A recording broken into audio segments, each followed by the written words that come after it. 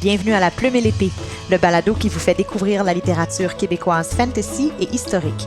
Je suis Prunelle Thibault-Bédard, directrice artistique des Médiévales de la Naudière, un festival qui célèbre l'histoire et l'imaginaire. Dans cet épisode, on découvre Révélation, tome 1 de la série Les Chroniques de Navamgarde par Marie-Jeanne Chapelain-Corriveau. Bonjour Marie-Jeanne. Bonjour Prunelle. Alors Marie-Jeanne, tu es née à Gatineau en 1989. Tu es une maman à temps plein et une auteure. Et Révélation, c'est ton premier roman, donc on a fait une petite exception avec toi plutôt que de t'inviter pour parler de ton plus récent roman. On a décidé de commencer par le début, ce qui est un peu ta naissance d'auteur. Tu l'as publié en 2017, mais après ça, tu n'as pas chômé. Tu en as publié 3 autres. Et là, tu travailles sur un nouveau livre. Donc, c'est presque un livre par année. Est-ce que tu es comme tombée dans la potion magique des écrivaines quand tu étais petite? D'où te vient toute cette énergie d'écrire?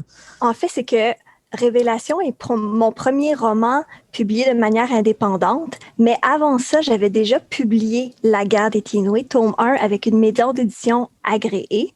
Puis j'ai mis fin au contrat en 2012, j'ai repris les droits de ce livre-là, puis je l'ai mis dans mes tiroirs, puis j'ai arrêté d'écrire le projet en tant que tel avant qu'il soit terminé parce que c'était rendu trop difficile, parce que ça s'est mal terminé avec cette maison d'édition-là. Okay. Puis Révélation, c'est vraiment venu comme le projet de rédemption. Donc, mon retour à l'écriture, c'est vraiment un projet sur lequel j'ai dormi longtemps, puis il m'habitait vraiment. Donc, je me suis lancée dans l'écriture. En 4 mois, il est sorti. Et 4 mois, c'est mon record à ce jour. Je suis pas aussi prolifique que j'en ai l'air parce que, après Révélation, je me suis rendu compte que mon premier livre, La Guerre des Tinoués, tome 1, il y avait des gens qui l'attendaient encore, qui attendaient encore la suite de ce livre-là qui n'était jamais sorti. Donc, j'ai repris le projet. Donc, il était déjà écrit, je l'ai juste retravaillé, republié. Après ça, j'ai fait la même chose pour le tome 2, en le réécrivant beaucoup plus en profondeur, en me donnant la permission, en fait, de l'explorer plus profondément que le tome 1 qui avait déjà été lu. Donc, je voulais pas trop le modifier. Donc, concrètement, j'ai écrit 2 livres et demi en l'espace de 3 heures. Donc, c'est plus décent. Ouais, mais quand même, c'est impressionnant. Est-ce que tu as une discipline dans ton écriture? Est-ce que c'est quelque chose que tu dis, bon, je vais faire chaque jour, je vais mettre 2-3 heures, ou ça vient plutôt par vague, que là, des fois, tu es inspiré, tu es motivé, tu as l'énergie, tu fais un gros coup, puis après ça retombe. C'est quoi un peu ta démarche pour écrire? J'aimerais avoir de la discipline, je n'en ai pas. Je suis pareil, je comprends. On va dire ça comme ça. Navamgarde 1, je l'ai écrit tous les jours, tous les matins, je m'installais, j'écrivais, je relisais le chapitre que j'avais écrit la veille, puis j'écrivais la suite. J'écris toujours en ordre chronologique. Ça, c'est quelque chose qui ne change pas dans peu importe mes projets. Okay. Je ne peux pas écrire le chapitre 27 avant d'avoir écrit le chapitre 16. Mais tu sais déjà, dans ta tête, tu sais ce qui s'en vient. Tu les écris dans l'ordre chronologique, mais tu connais déjà ta destination. J'ai une bonne idée de la destination. Je n'ai pas toujours l'idée finale qui finit sur le papier. Pour Navamgarde, je n'avais pas le choix de faire des plans parce que justement, c'est plein de trames qui s'entremêlent. Mm-hmm. Alors que dans les Tinoués, j'essaye de faire des plans et ça finit toujours par être ce que je n'écris pas. Donc, j'ai plein de versions de plans qui sont finalement ce que je n'ai pas écrit parce que ça change au fur et à mesure. Ah, c'est intéressant. Donc, tu as comme une espèce il y a une petite portion de presque de destin, un peu, là. Tu sais, t'as ta volonté, mais c'est pas juste ta volonté qui détermine où est-ce que ça s'en va, là. C'est les personnages en tant que tels. Il y a plusieurs auteurs qui disent ça en tant que tels, qui sont guidés par leurs personnages, puis j'y crois d'une certaine manière parce que il y a des passages où j'écris, puis ce que je veux faire ne fonctionne pas, puis je finis par retourner à l'arrière, puis à changer ce que le personnage faisait parce que il menait pas là où je voulais aller. Donc, on change de direction, on suit ce que le personnage il a l'air de vouloir faire, puis on vit avec. Mm-hmm, pour qu'il y ait une cohérence dans tout ça aussi. Oui.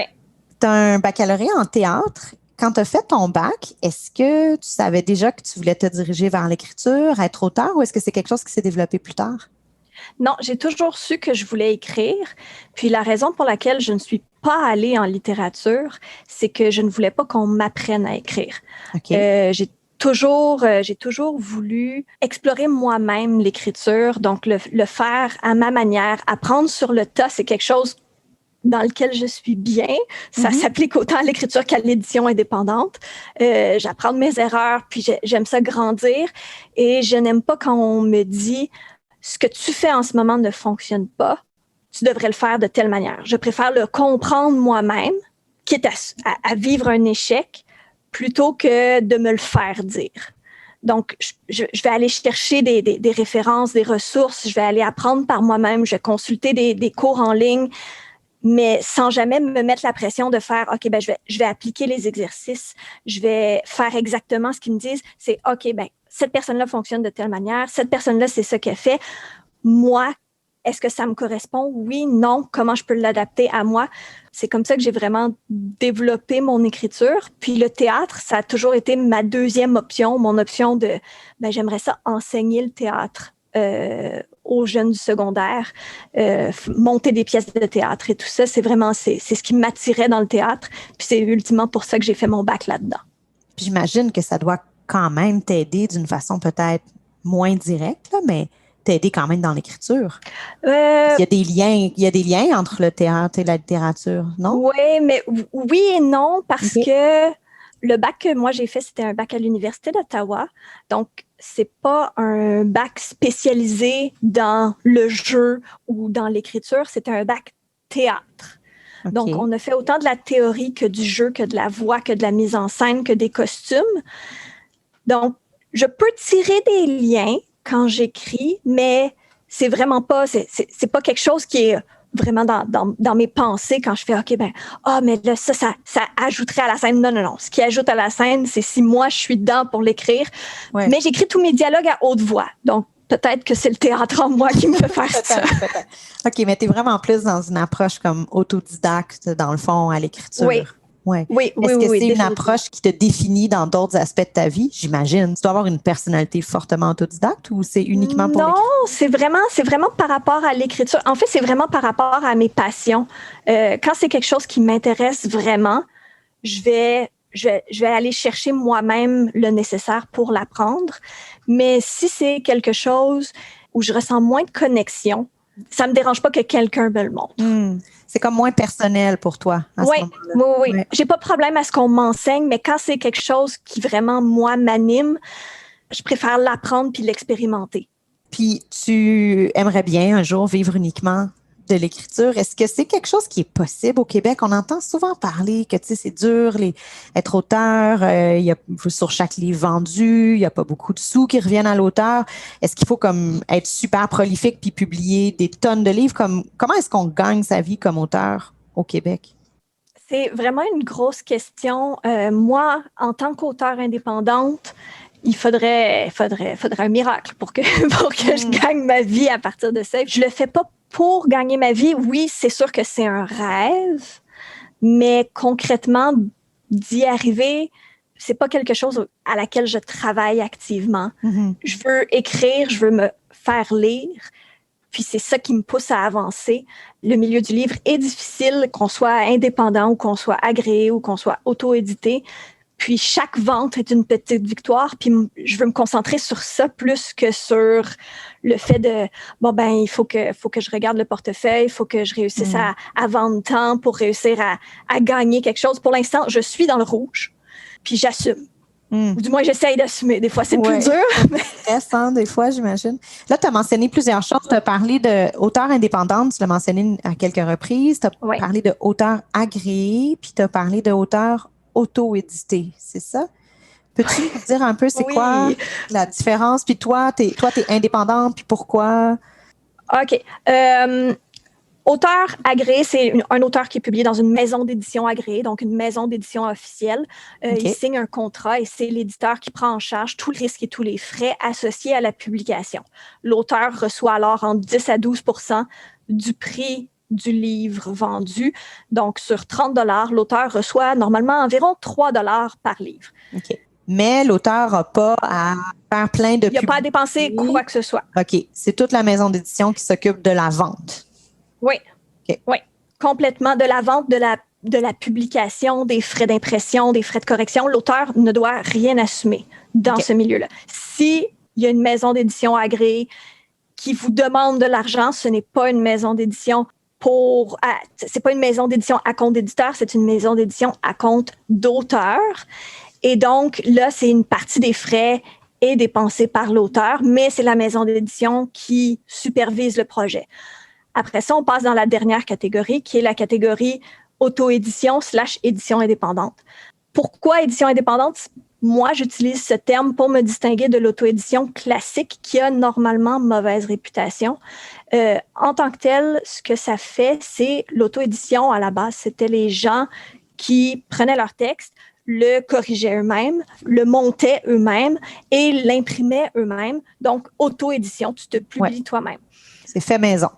C'est fait 100% maison et il y a des perles là-dedans. Il y a des personnes qui sont géniales, qui peuvent porter tous les chapeaux et réussir à faire un produit super. Je ne suis pas de ces personnes. Je suis une auteure indépendante. Je sais où sont mes limites et donc j'engage moi-même à mes frais des professionnels pour faire les différentes étapes du livre. Donc, j'engage une correctrice, si je peux, 2 correctrices, un imprimeur, un infographiste, et je joue le rôle d'auteur qui a écrit le livre et d'éditeur qui supervise le projet et qui dépense les frais associés. Donc, c'est pour ça, c'est la distinction que moi, je me plais à faire en tant qu'auteur indépendante, c'est vraiment de dire, ce que je vous offre n'est pas d'une maison d'édition, mais c'est quand même un produit qui se veut le résultat d'un projet professionnel. Le même standard de qualité que une maison d'édition. J'essaye.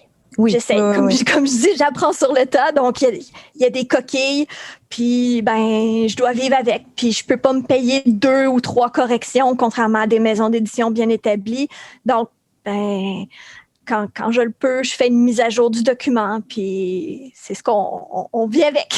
Puis j'ai cru comprendre d'un commentaire que tu as fait un peu plus tôt que c'est un désir d'un peu plus de liberté qui t'a mené à cette décision-là d'être indépendant. Oui. C'est vraiment... Je suis un mélange des 2 cas de figure qui se tournent vers l'auto-édition. Il y a une partie de moi qui était très attirée par le fait de gérer moi-même mes propres projets. C'est quelque chose que j'ai en moi, cette espèce de fibre de je veux apprendre à le faire et le faire moi-même parce que justement, ça me passionne. Et l'autre, c'est par dépit, parce que après avoir été publié avec une maison agréée, puis que ça ait mal tourné, j'ai essayé de retrouver des maisons d'édition qui étaient intéressées par La guerre des Teenway. Ça ne se trouve pas. Une fois qu'un premier tome est sorti, c'est extrêmement difficile de faire publier la suite ou de faire reprendre la série. Il n'y a personne qui veut plus toucher à ce genre de projet. Et pour Navamgarde, je l'ai soumis à certaines maisons d'édition, triées sur le volet vraiment spécifique. Et ce qu'elles m'ont toutes répondu, c'est un excellent livre, mais le sujet des GN ne sera jamais vendable et donc on ne peut pas s'engager là-dedans. Alors, puis il y en a même une qui m'a dit, mais si vous écrivez quelque chose de réaliste ou dans un autre sujet, envoyez-le nous, on est vraiment intéressés. Hey, mais c'est drôle. C'est pas ce que j'écris. Non, mais en même temps, ce que tu écris, c'est réaliste. C'est des vraies personnes. Je sais, mais les GN, ça se vend pas. Ben oui, c'est drôle qu'elles disent que ça soit pas réaliste parce que c'est beaucoup plus réaliste que si tu prends une œuvre de fantaisie qui est pas réaliste du tout, elle se vend très bien. Oui. Alors que dans ton cas, tu vas combiner la fantaisie avec le réalisme. Donc, on peut pas te reprocher d'être pas réaliste. Tu l'es encore plus. C'est étrange, hein? C'est étrange. Mais c'est vraiment cet aspect de marginalisation du GN qui m'a convaincue. Et mon copain a eu un grand rôle là-dedans de me dire, vas-y, on essaye de le faire, lance-toi. Ça, plus la réaction des maisons d'édition qui me disaient, le livre est bon, mais les GN, ça vend pas. Plus mon intérêt pour l'édition indépendante, tout ça m'a mené à faire, let's go, on le fait. Justement, parlons-en de Révélation que j'ai beaucoup aimé. Je connaissais pas ton œuvre, donc j'étais bien contente de commencer avec ce premier livre de la série Les Chroniques de Navamgarde. Et une chose que j'ai beaucoup aimée de Révélation, c'est la touche d'humour que tu as été capable d'insuffler à tes personnages. C'est vraiment le fun de lire une œuvre qui appartient. En fait, ton œuvre elle est hybride, là, comme je venais juste de le dire. C'est un volet qui est très roman réaliste, puis tu as un volet qui s'apparente un petit peu plus à la littérature de l'imaginaire, mais en fait, Oui. puis là je vends pas des punchs là, parce qu'on l'apprend très rapidement dans le livre, là, oui. mais en fait, ce qui se passe dans cet ouvrage-là, c'est qu'on a deux histoires en parallèle, hein, bien sûr. On a d'un côté les personnages dans leur quotidien à Montréal, puis on a d'un autre côté les personnages avec leur alter ego, avec le personnage qui joue dans un GM qui s'appelle Les Terres de Navamgarde. Donc, c'est pas vraiment de la fantaisie ce que tu écris, c'est du roman. Non, c'est pas du tout de la fantasy. Ouais, c'est carrément du roman. Puis tu l'as fait avec une touche de légèreté vraiment intéressante. On se prend pas trop au sérieux là dans tout ça. Puis il y a un extrait, là, un passage que j'ai particulièrement aimé, qui m'a beaucoup fait sourire, c'est au chapitre 10. Donc ce chapitre-là se déroule aux Terres de Navamgarde, donc au GN. Puis là, nos aventuriers rencontrent quelqu'un qui pourrait les aider dans leur quête, mais encore faut-il qu'ils soient capables de leur parler. Donc, on va aller écouter ce petit extrait. J'analysai la clairière. Le buisson qui trônait sur le tabouret frémit. Je m'immobilisai. Il n'y avait aucune brise. Je fis alors signe à la druidesse demi-elfe qui s'approcha. « T'as trouvé quelque chose ?» Je lui indiquai la masse vacillante en pointant son bâton. Elle donna un léger coup, incertaine. Alors que tous se mettaient en position de combat, le buisson s'étira et apparut alors un homme assis sur le minuscule dolmen, un bouquet de fougères lui faisant une carapace pareille à celle d'une tortue. Et sur son torse, sous sa broussailleuse barbe blanche, il arborait le symbole du parchemin de Galim. Non, mais les jeunes! Plus aucun respect pour les vieillards! Pardonnez-nous, noble messire, mais nous... Quoi? Parlez plus fort! Je ne vous entends pas! Fit Galim en s'éclaircissant la voix et en haussant le ton. Je disais que nous étions désolés de vous déranger et que... Les orangers? Il n'y a pas d'orangers ici! Fait trop froid! Ok, c'est bon, on l'a compris, il est sourd. Génial! On le bute alors? Lâcha Logan en agitant sa clé mort comme une batte de baseball. Nous avons besoin des informations dont il est vraisemblablement le gardien. On ne peut pas juste le buter. Expliqua patiemment un des membres de l'ordre. Ben oui, on peut. On poserait question après avec la magie, puis je sais pas quoi, là, comme dans les films. On reste dans le jeu, s'il vous plaît. Oui, correct. Alors, hey, le vieux! Tu nous prends pour quoi? Brama Logan en s'avançant à côté du nain qui lui lança un regard réprobateur. Dis-nous ce que tu sais, et plus vite que ça. Députe-toi! S'il y en a, j'espère que vous courez vite! Logan allait renchérir quand Morag, visiblement exaspéré, impossible de dire si c'était par le dialogue de sourds ou par l'attitude insupportable de Logan le Grand, grimpa sur le dolmen pour s'agenouiller aux côtés du vieillard, sa bouche effleurant presque ses impressionnants poils d'oreille. « Noble ermite, nous nous excusons de vous éveiller ainsi à une heure aussi tardive, mais le temps presse et... » Le temps presse? Mais alors, parlez, douce damoiselle, parlez! Fait que comme je le disais, une chose qui m'a beaucoup impressionnée de ton livre, c'est ta capacité de faire évoluer, bon oui, le côté humoristique, mais aussi ta capacité de faire évoluer deux histoires en parallèle. Donc, l'histoire, appelons-le entre guillemets, dans la vraie vie, là, à Montréal, des personnages. Le quotidien. Le quotidien, c'est ça, le quotidien. Oui. Puis leur histoire en avant-garde. C'était tellement fait de façon habile que j'ai même embarqué dans l'intrigue du GN, même une fois que je savais que c'était un GN, puis que c'était un jeu, puis il y a personne, tu sais, il y a pas d'univers qui allait se détruire ou qui allait exploser, puis il y a personne qui allait mourir. Mais Il n'y a pas de portail, il n'y a pas de créature. Non, c'est ça, c'est ça. Il y a des costumes, tu sais, puis tout ça.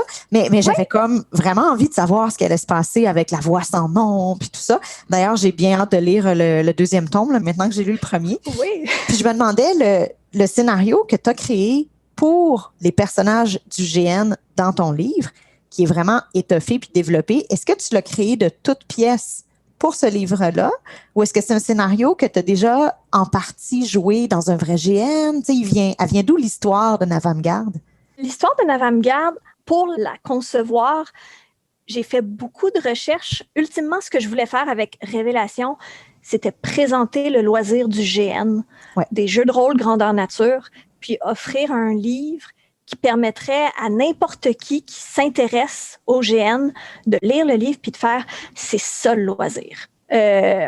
Donc, l'histoire du GN est inspirée de plein de choses. Autant de choses que j'ai vécues, autant d'un système idéalisé que j'aimerais voir naître un jour dans un GN, mais qui en même temps, je ne sais pas à quel point il peut réellement exister dans un GN, mais c'est un fantasme de GN en tant que tel.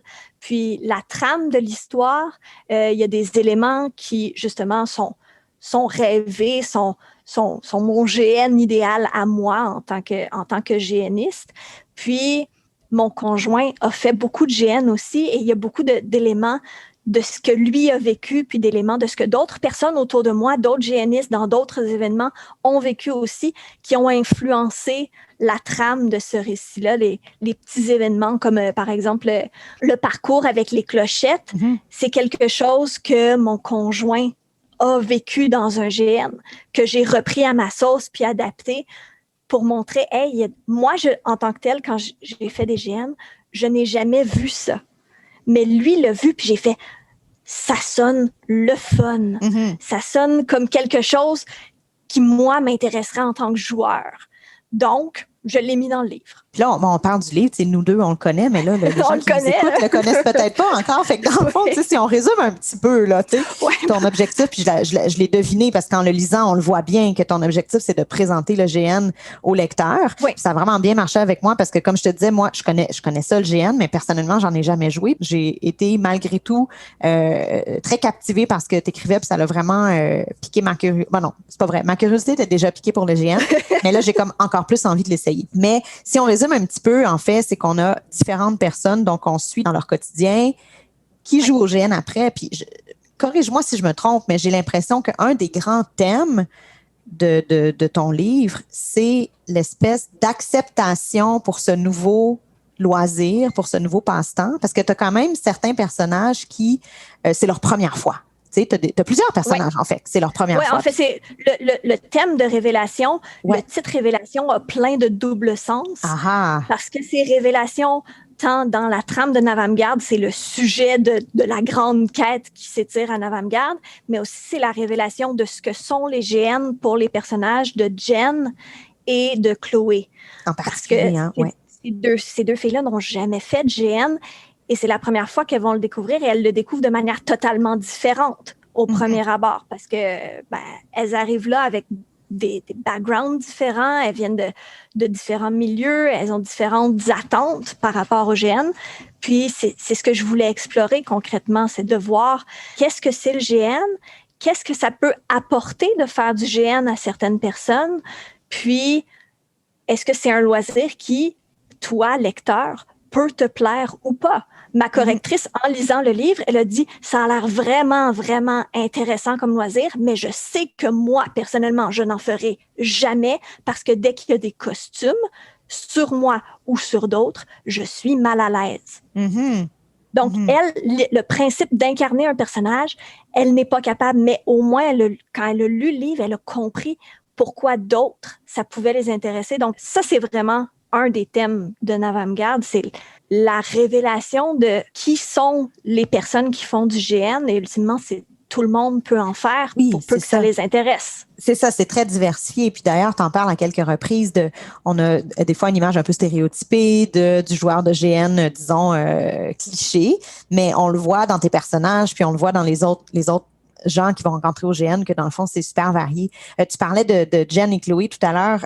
Moi, j'ai eu beaucoup de sympathie pour le personnage de Jen, en particulier à cause de la relation un peu merdique, là, disons-le, dans laquelle elle se trouve. C'est carrément de la merde. Jen, qui est dans sa vie quotidienne, est une étudiante, elle travaille fort sur ses études, sur sa job, sur son appart, elle travaille fort sur son couple, mais comme un peu la seule des deux à travailler fort là-dessus. Oui. Puis à travers tout ça, elle va découvrir le GN, comme tu le disais. Elle va jouer son alter ego, c'est Morag, la demi-elfe. Et éventuellement, elle va participer à son premier combat. Oui. Puis là, elle a un petit peu peur. Puis elle se dit, elle se fait la réflexion que Jen de Montréal, là, elle se serait sans doute cachée. Mais là, après, elle dit, puis là, je vais citer juste une courte phrase du livre. Elle dit, mais elle n'était pas Jen, elle était Morag. Et Morag était capable d'affronter ce que la vie mettait sur sa route. Est-ce que, de ton expérience en GN, le GN permet d'affronter ses peurs d'une certaine façon? Parce que c'est ça qui se passe avec Jen à ce moment-là. Moi, j'ai la conviction intime que peut-être pas pour tout le monde. Il y a des personnes qui vont aller au GN, puis ça va être un jeu, puis ça va être une belle expérience, puis ça va s'arrêter là. Mais pour d'autres, je crois que le GN, c'est une manière de se découvrir et parfois même de surmonter certaines peurs, certaines angoisses. Ça peut permettre de mieux comprendre qui on est parce que le temps d'un instant, on est quelqu'un d'autre. On se donne le droit d'être quelqu'un d'autre puis de faire « Hey, mais cette autre personne, c'est aussi un peu moi, donc je peux être comme ça, je peux me permettre de, de pas être dans mon coin, de pas faire j'aime pas cette situation-là, je vais m'en sortir puis juste l'ignorer. Non, Jen, à ce moment-là, elle se rend compte qu'elle peut faire face.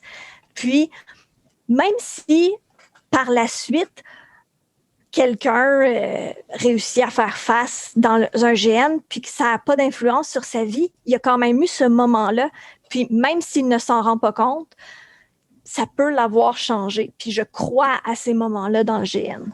C'est une des beautés du GN. Ouais. Il y a des limites qu'on se met peut-être dans la société, tu sais, qui sont un peu dues peut-être à la pression sociale, à ce qu'on attend de nous, tout ça. Puis après ça, lorsqu'on est dans un environnement de jeu, un environnement différent, où est-ce que là, il y a un peu plus de choses qui sont possibles, ben ces limites-là, tranquillement, s'estompent un peu, puis on est plus libre, en fait. Se transforme. Oui, se transforme, puis on se rend compte de tout ce qui est possible. Mais en même temps, ton livre montre un autre pendant de tout ça parce que tu as un autre personnage qui est initié au GN pour la première fois, c'est Chloé. Oui. Puis Chloé, elle est vraiment, elle personnalise l'angoisse du jugement des autres. Oui. Hein? C'est vraiment sur ce personnage-là que tu as comme concentré ce que tu avais à dire par rapport à cette peur d'être jugé lorsqu'on est un adepte de GN. Puis en fait, avec Chloé, ça va plus loin que ça parce qu'avant d'être initiée au GN, elle adore les jeux vidéo, tu sais, elle est comme une geek, là, tu sais. Ah oui, elle est pas comme, c'est une geek solide. C'est une geek solide à fond la caisse. Puis même avant de faire du GN, elle a déjà fait le choix de cacher cet aspect-là de sa vie personnelle parce qu'elle a un peu peur du regard des autres, puis elle veut pas être jugée. Puis là, quand elle commence à faire du GN, elle se dit, hey, s'il fallait en plus, tu sais, qu'ils sachent que je fais du GN. Est-ce que cette peur-là d'être jugée au point d'angoisser, là, est-ce que c'est quelque chose qui existe vraiment chez certains GNistes? Pas plus tard que la semaine dernière, j'étais sur un forum qui parle de théorie du GN puis de comment explorer des nouveaux genres et des trucs comme ça. Et il y a quelqu'un qui a demandé s'il était obligé d'utiliser son véritable nom parce que dans son milieu, il ne pouvait pas dire qu'il faisait du GN par peur de représailles. Et pelay. On devine peut-être le milieu professionnel. Il aurait comme perdu sa job ou on sait pas. Là. J'ai pas l'impression que ça serait de perdre la job, mais c'est le fait que dans certains milieux, c'est le genre de loisir qui fait perdre le sérieux. Ouais. Il n'aurait pas perdu sa job, mais il n'aurait pas eu la promotion, mettons. Ça, puis il y aurait eu le jugement constant des autres. Puis c'est quelque chose que j'ai vu justement pas plus tard que la semaine dernière, mais l'idée de ce personnage-là puis de cet aspect-là est venue d'un des livres que j'ai lus en prévision de l'écriture de Navamgarde qui s'appelle Leaving Mundania, qui est un documentaire écrit par une journaliste qui explore le jeu grandeur nature depuis sa création jusqu'à toutes ses formes différentes à travers le monde. Et il y avait justement un chapitre où c'était un policier qui disait « Je peux pas dire que je fais du GN parce que c'est le genre de choses qui, dans la police, va me hanter pour le reste de ma carrière. » Incroyable quand même, hein? À cause de ce petit passage-là dans ce livre-là, je savais qu'un de mes personnages, ça a fini par être Chloé, allait avoir cette pression-là de « il faut que ça se cache ». Donc, c'est vraiment un aspect que je voulais toucher parce que je sais que ça existe. Puis ça doit être difficile parce que, tu sais, c'est peut-être pas le cas pour tous les GNistes, mais il y en a pour qui c'est un passe-temps qu'ils aiment vraiment beaucoup, c'est une passion, puis on aime ça parler de nos passions puis de nos passe-temps. Puis là, tu sais, si tu as peur du jugement, tu es comme un peu pris dans cette situation où est-ce que tu aimerais bien ça. Puis c'est le cas de Chloé, entre autres, à un moment donné, elle arrive dans un moment dans le livre où est-ce qu'elle a vraiment envie d'en parler, mais cette peur de se faire juger est encore là. Fait que c'est plate, là, ça fait du monde qui ne peuvent pas exprimer les choses qu'ils ont envie d'exprimer. Un des retours que j'ai eu par rapport à l'avant-garde, c'est que j'ai eu beaucoup de personnes GNistes qui l'ont découvert, qui l'ont lu, puis qui sont revenus me voir, puis qui m'ont dit « Je l'ai fait lire à mes parents. » Pour comme les apprivoiser un peu. Pour qu'ils comprennent c'est quoi mon loisir. Ouais. Donc ça, j'ai eu beaucoup ce genre de retour-là. Puis de personnes de mon âge. Pas juste de jeunes de 15-14 ans, je les fais lire. Non. J'ai des personnes de mon âge, 25, 30, 35 ans, qui me sont revenus, qui m'ont écrit ou qui m'ont parlé de vive voix, qui m'ont dit « J'ai lu ton livre et j'ai décidé de le faire lire à mes parents pour qu'ils comprennent c'est quoi mon loisir et pourquoi je l'aime autant. » Moi, c'est un cadeau qu'on fait quand je reçois ça. Puis est-ce que tu as eu des retours là-dessus? Est-ce qu'il y en a qui t'ont dit un peu quelle a été la réaction des parents après? Ou Oui, la plus classique, c'est qu'il y en a beaucoup qui ont dit « Hey, maintenant, mes parents, ils savent que c'est pas une secte. » Non! C'est cliché. Les gens disent « Ah ouais, les génistes, c'est pas une secte, ça se dit plus. » Mais il y a encore des gens qui le croient secrètement sans le dire, puis ça reste, puis... Concrètement, le livre, ce qu'il veut faire, c'est détruire ces stéréotypes-là. C'est pas dire « Hey, le GN, c'est le meilleur loisir du monde pour tout le monde, puis il faut que tout le monde en fasse. » Non. C'est juste de dire « C'est un loisir comme un autre. Ouais. Puis, si ça te plaît pas, c'est pas grave. Tu as le droit d'aimer d'autres choses. Mais de le juger sans le connaître, de te moquer sans comprendre, ça, c'est inacceptable. Tu veux parler du GN, sache au moins ce que c'est. Puis le livre, c'est ce que je voulais faire, c'est qu'il permette de découvrir ce que c'est du GN sans avoir à en faire. C'est quelques heures, c'est des mots, c'est du papier, puis tu découvres le loisir. Puis après ça, là, tu peux avoir une discussion, puis décider oui, non, peut-être.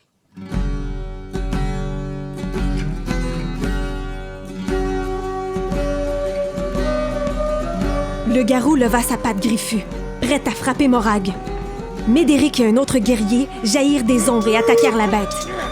La créature tomba dans un gémissement terrifiant avant de sembler reprendre des forces et d'attaquer de plus belle. Morag! Son cœur sur le point de sortir de sa poitrine, la demi-elfe s'éloigna de Médéric, partie à la recherche de celui qui l'avait appelé. Qui était-ce? Kiran? C'est lui qu'elle trouva, aux prises au corps à corps avec un garou. Erin l'attaquait avec ses dagues, mais le monstre ne bronchait pas. Utilise ton sort d'empathie animale. Ordonna Télindar en surgissant derrière elle. Dis la formule, explique les effets et avance-toi vers le garou. Quoi? Télindar lança un projectile lumineux vers la bête. Magique. Le garou gémit. Dis la formule, Morag, je te couvre. Tremblante, Morag sortit le carnet dans lequel elle avait noté ses quelques sorts et leurs formules. Elle ne les avait encore jamais utilisés et ne savait même pas quel était l'effet du sort d'empathie animale que lui recommandait l'elfe. Comment pouvait-il connaître les sorts qu'elle... Oh oui! C'était lui qui avait enregistré sa fiche de personnage pour sa première partie et qui lui avait même recommandé certains sorts. Et amitié... Empathie, nature... La formule... Là! Naturum, amicale, animalo, charma, duet. Une seconde s'écoula. Ça fonctionne pas, il attaque encore. Dis Chuck et explique l'effet du sort. Quoi?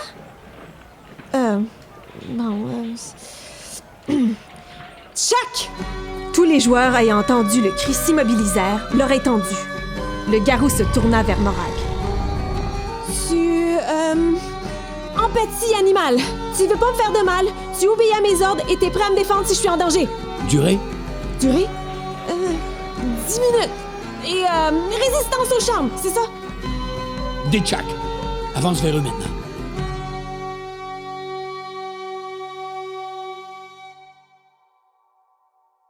Ton livre pose une question magnifique qui, moi, m'a beaucoup touchée. Tu poses la question « Quand perd-on le droit de jouer? » Ça m'a vraiment touchée que tu poses cette question-là parce que c'est une réflexion que je me fais. Tu sais, j'imagine que je suis pas la seule. Tu sais, on regarde ce qu'on faisait plus jeune, ce qu'on fait maintenant. Puis, des fois, la vie est sérieuse. Tu sais. Puis, oui. on fait juste les trucs sérieux. Puis le travail, les responsabilités et tout. Puis, effectivement, tu sais, qui a dit qu'une fois qu'on devient adulte, on n'a plus le droit de jouer? Puis, le GN en est une façon de jouer. Oui. Tu ramènes cette question-là qui est la tienne, de dire, OK, mais pourquoi est-ce que le GN serait jugé plus sévèrement, en fait? Parce Oui. que tu mentionnes, entre autres, le fait de faire les courses avec la poudre de couleur, là, tu sais, puis tu dis, ben ça, tu sais, Oui. les color race, là, je sais pas comment on les Oui, appelle en français. oui, je sais plus. Ben ça, mais tu sais, ça aussi, c'est du jeu, là, puis on fait ça Oui. pour rigoler, puis tout le monde trouve ça super cool.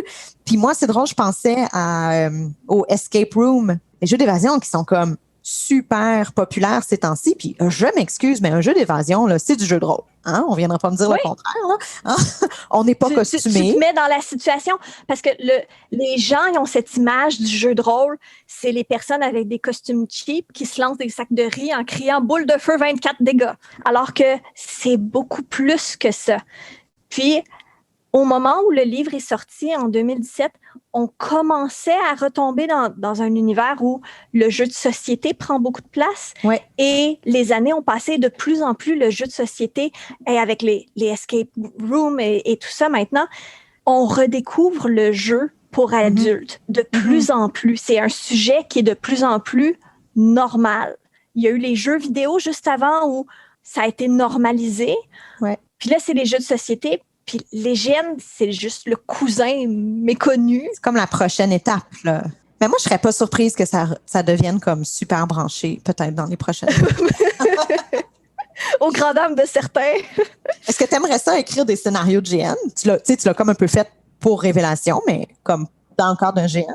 C'est sûr que veux pas écrire en avant-garde, ça a ouvert la porte à hey, si j'avais mon propre GN. Ouais, hein? Donc, c'est sûr que des scénarios puis des idées, j'en ai. J'ai écrit des systèmes aussi, des systèmes. On notera bien, j'ai le système de avant-garde et j'en ai d'autres. Donc, c'est quelque chose qui est dans mes dossiers parmi tous mes autres dossiers. Puis, on verra ce qui arrivera un jour.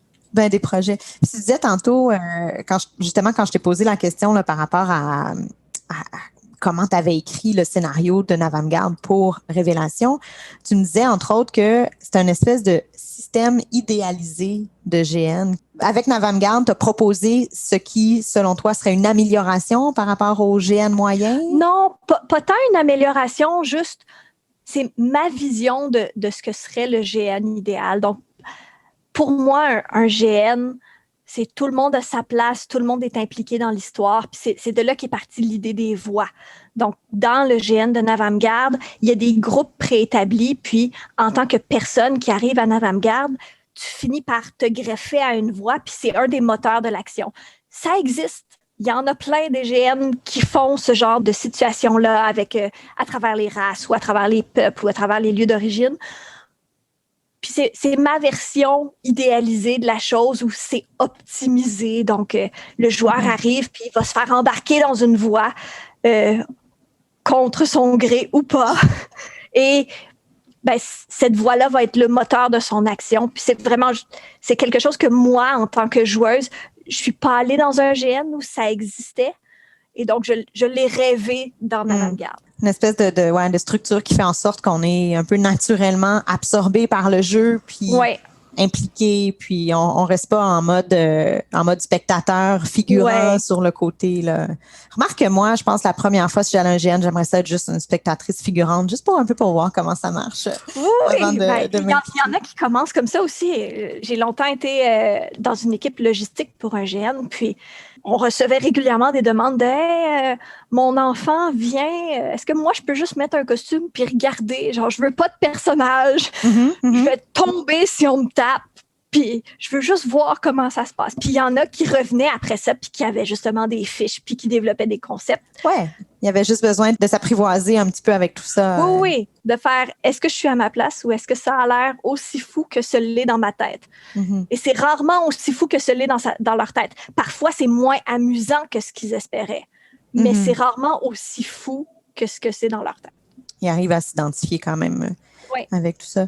Un élément que tu abordes dans ton livre, puis j'ai bien aimé que tu en parles, c'est la notion de consentement. en GN. Il y a, c'est léger, tu l'abordes en douceur, mais il y a un moment, il y a une interaction entre deux personnages dans le GN qui va chercher un peu de la séduction, puis tout ça. Puis tout ça se passe bien, mais suite à l'interaction entre les deux personnages, de retour dans la vraie vie, le garçon envoie un courriel à la fille pour vérifier, tu sais, est-ce que tu es correct? On est allé un peu sur le terrain de la séduction, comment tu te sens par rapport à ça? Puis lorsqu'elle a l'occasion, elle lui répond oui, c'est correct, tu sais, j'étais à l'aise dans le jeu. Tout va bien, tout s'est bien passé. Donc, ça, c'est comme un vraiment bel exemple de la manière dont les choses devraient se passer. J'imagine que des fois, il y a peut-être des situations où est-ce qu'on n'est pas exactement dans ce bel exemple-là. Comment qu'on gère ça sur le terrain? Mettons dans le meilleur des mondes, là. Dans le meilleur des mondes, c'est ce qui est en train d'essayer d'être construit en ce moment même dans les GN. C'est une problématique qui est de plus en plus révélée à travers les organisations. De plus en plus d'organisations se dotent d'un code par rapport au consentement. Ça peut être un OK check. Ça fait partie du GN de faire en sorte que s'il y a une scène dans laquelle tu es mal à l'aise, tu peux t'en retirer. Donc, c'est ce qui est en train d'être instauré en ce moment même parce que, justement, il y a eu des problèmes.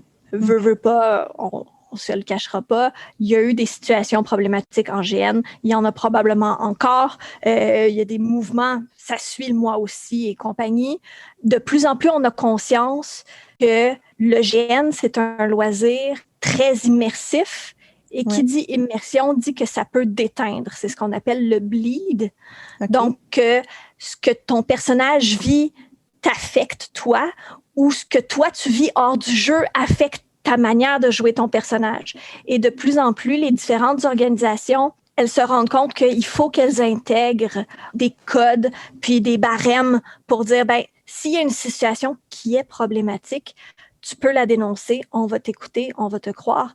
S'il y a une situation dans laquelle tu es mal à l'aise, voici les étapes qui vont te permettre de te retirer de la situation et de ne pas briser le plaisir des autres et de te faire sentir en sécurité. Donc, c'est quelque chose qui, en ce moment même, est mis en pratique à travers différentes organisations et je crois que c'est pour le mieux parce que c'est ce qui permet de faire évoluer le GN puis de faire en sorte que le loisir soit de plus en plus accessible à tous et toutes et soit de plus en plus sécuritaire. Parce que c'est sûr que la première situation qui nous vient en tête, c'est des situations où est-ce qu'un scénario implique c'est un jeu, c'est joué, mais implique une forme de violence sexuelle, puis que là, la personne victime va, comme tu dis, avec le bleed, je connaissais pas ce terme-là, mais je comprends ce que ça veut dire. Là, malgré tout, on peut pas complètement se cacher derrière le fait que c'est un jeu. On peut quand même se sentir affecté, mais je pense que ce code-là qui est mis en place, il peut sans doute être utile dans d'autres circonstances aussi. Il peut y avoir d'autres interactions malaisantes là, qui... Oui, en fait, le système de base qui est de plus en plus utilisé, c'est vraiment celui du OK check. Donc, c'est tu lèves le pouce si tu es correct dans la scène et ça peut s'appliquer à n'importe quelle scène. Si tu es dans une scène où il y a un personnage qui se fait engueuler et que tu es mal à l'aise puis que tu veux te retirer, tu fais le signe pour dire que tu sors de la scène puis que la scène, elle va reprendre quand tu vas être parti et c'est correct. C'est à ça qui sert le système. Donc, à la base, oui, c'est fait pour justement tout ce qui est trigger warning, donc scène de viol et tout ça. De plus en plus, en fait, les GN disent c'est le genre de pratique qui n'est pas accepté dans notre GN. Vous ne pouvez pas faire ce genre de stimulation-là. Et dans les GN où c'est permis, souvent des GN 18 ans et plus à thématique horreur, ils vont avoir le système qui fait en sorte que, hey, vous êtes prévenus, on est extrême, mais soyez à l'aise que vous serez en sécurité puis que vous pourrez vous retirer si ça devient trop, même si on vous dit que ça va être gros. Donc, c'est vraiment, c'est en construction.